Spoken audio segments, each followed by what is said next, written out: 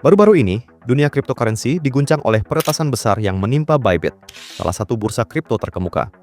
Kelompok peretas yang diduga berafiliasi dengan Korea Utara, dikenal sebagai kelompok Lazarus, berhasil mencuri token digital senilai 1,5 miliar dolar Amerika dalam peretasan tersebut. Menariknya, pasca insiden tersebut, Binance justru mengalami lonjakan aliran masuk bersih sebesar 3,9 miliar dolar Amerika dalam seminggu, menunjukkan kepercayaan investor yang tetap tinggi terhadap platform ini.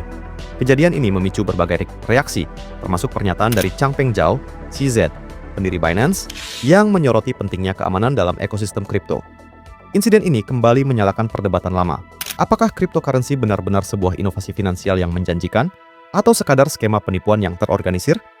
Mari kita telah lebih dalam untuk memahami kompleksitas dan realitas di balik dunia kripto yang penuh dinamika ini.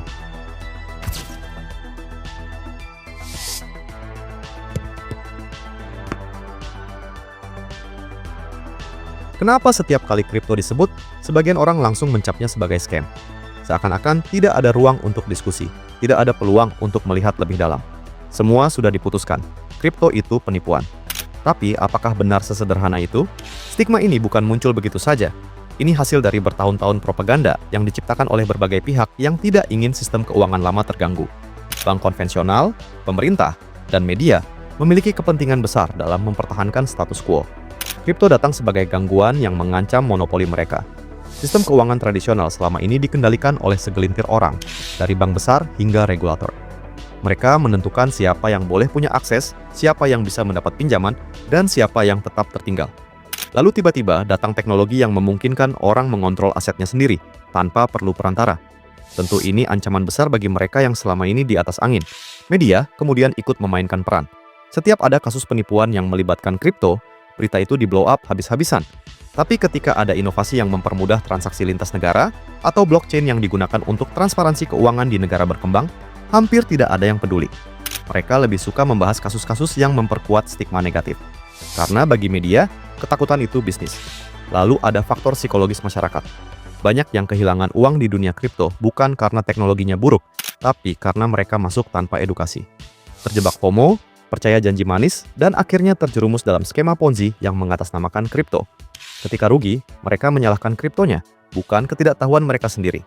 Padahal, kalau mereka terkena penipuan di dunia perbankan tradisional, mereka tidak akan serta-merta menyebut uang sebagai scam. Pada akhirnya, stigma ini terus berkembang, bukan karena kripto itu sendiri, tapi karena narasi yang dipelihara oleh pihak yang tidak ingin ada perubahan. Mereka ingin masyarakat tetap takut, tetap ragu, tetap terjebak dalam sistem lama yang lebih mudah dikendalikan. Kripto bukan sekadar teknologi, ini tentang kebebasan finansial. Dan kebebasan selalu menjadi ancaman bagi mereka yang ingin tetap berkuasa.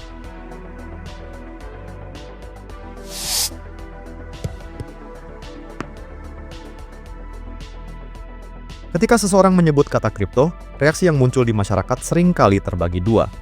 Ada yang melihatnya sebagai revolusi keuangan, tapi lebih banyak yang menganggapnya sebagai penipuan besar-besaran.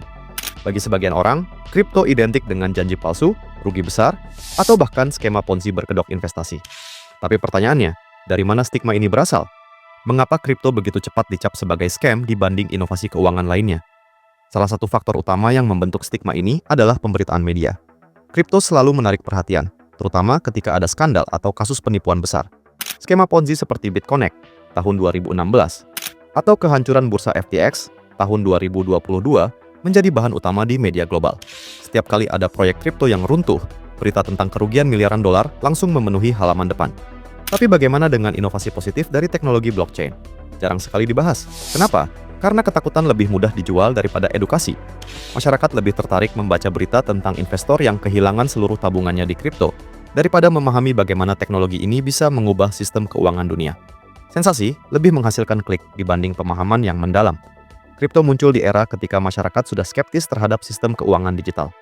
Sebelum Bitcoin lahir pada 2009, sudah banyak kasus penipuan investasi yang membuat publik semakin curiga terhadap segala hal yang berbau digital.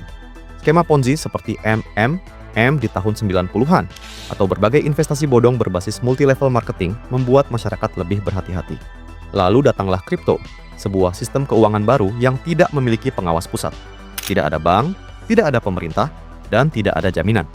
Bagi banyak orang, ini terdengar seperti mimpi buruk. Tidak adanya regulasi yang jelas di banyak negara semakin memperkuat anggapan bahwa kripto adalah wilayah liar tanpa hukum. Ketika seseorang kehilangan uang di perbankan tradisional karena kesalahan sistem, mereka bisa menghubungi layanan pelanggan. Tapi di kripto, kehilangan akses ke dompet digital berarti kehilangan aset selamanya. Bagi masyarakat yang terbiasa dengan sistem keuangan konvensional, hal ini terdengar terlalu berisiko dan rawan penipuan. Stigma lain muncul dari anggapan bahwa kripto adalah alat utama bagi transaksi ilegal. Sejak awal kemunculannya, Bitcoin sering dikaitkan dengan perdagangan narkoba, pencucian uang, hingga pendanaan terorisme. Marketplace ilegal seperti Silk Road 2011 sampai 2013 yang menggunakan Bitcoin sebagai alat pembayaran semakin memperkuat persepsi ini. Padahal, faktanya menunjukkan hal yang berbeda. Menurut laporan dari Chainalysis, hanya sekitar 0,24% transaksi kripto pada tahun 2022 yang terkait dengan aktivitas ilegal. Angka ini jauh lebih kecil dibanding pencucian uang yang terjadi melalui sistem perbankan tradisional. Tapi karena kasus-kasus besar seperti ransomware atau skandal darknet lebih sering disorot, publik pun semakin yakin bahwa kripto identik dengan kejahatan. Stigma kripto juga muncul dari ketidaksiapan masyarakat dalam menerima perubahan. Sejak kecil, kita diajarkan bahwa uang harus dikelola oleh bank, diawasi oleh pemerintah, dan berbentuk fisik. Kripto merombak semua itu. Ia menawarkan sistem keuangan yang lebih terbuka, transparan, dan tanpa perantara. Namun, perubahan besar selalu diiringi dengan resistensi.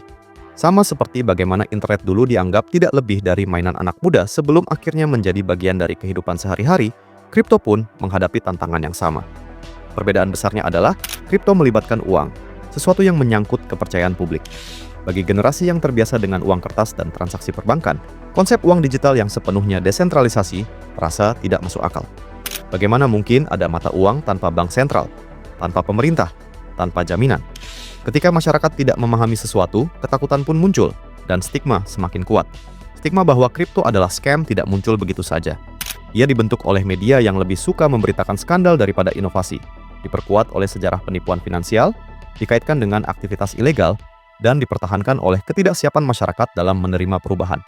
Semua ini menciptakan tembok besar yang menghalangi pemahaman yang lebih objektif tentang apa itu kripto sebenarnya.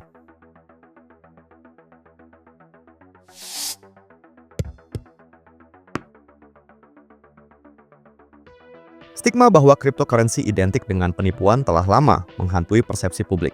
Namun, jika kita menelusuri lebih dalam dan melihat berbagai fakta serta kisah sukses di seluruh dunia, kita akan menemukan bahwa pandangan tersebut tidak sepenuhnya tepat. Banyak negara telah mengakui potensi besar dari teknologi blockchain dan cryptocurrency. Singapura, misalnya, menempati peringkat pertama dalam Henley Crypto Adoption Index 2024 dengan skor 45,7. Keberhasilan ini didukung oleh ekosistem keuangan yang kuat, regulasi yang mendukung, dan investasi besar dalam sektor ini. Selain itu, Indonesia juga menunjukkan perkembangan yang pesat dalam adopsi kripto. Laporan Chainalysis mencatat bahwa Indonesia memiliki indeks adopsi kripto tertinggi di Asia Tenggara dengan skor 0,68.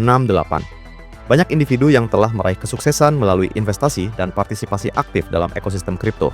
Salah satunya adalah Eric Finman, yang pada usia 12 tahun mulai berinvestasi di Bitcoin dan berhasil menjadi jutawan muda. Di Indonesia, Desi Indarti, seorang pengusaha di bidang fashion, mulai terjun ke dunia kripto sejak 2016.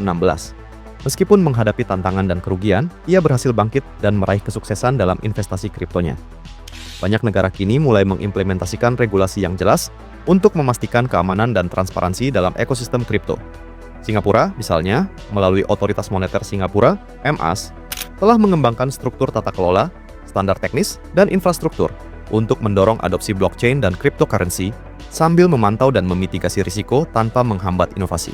Stigma bahwa kripto adalah penipuan tidak lagi relevan jika kita melihat perkembangan global dan kisah sukses individu yang telah membuktikan potensinya. Dengan regulasi yang semakin baik dan edukasi yang tepat, cryptocurrency menawarkan peluang besar bagi individu dan masyarakat untuk berpartisipasi dalam revolusi keuangan digital.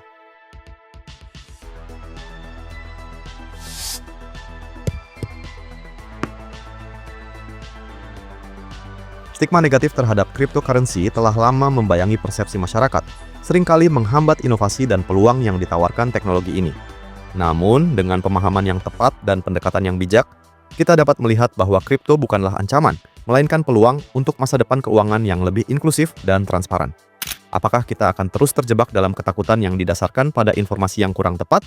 Ataukah kita siap membuka diri untuk memahami dan memanfaatkan potensi yang ditawarkan oleh cryptocurrency? Mari bersama-sama mendalami, berdiskusi, dan mengeksplorasi dunia kripto dengan pikiran yang terbuka dan kritis. Bagaimana pendapat Anda tentang masa depan cryptocurrency di Indonesia? Apakah Anda melihatnya sebagai ancaman atau peluang? Bagikan pandangan dan pengalaman Anda di kolom komentar di bawah ini.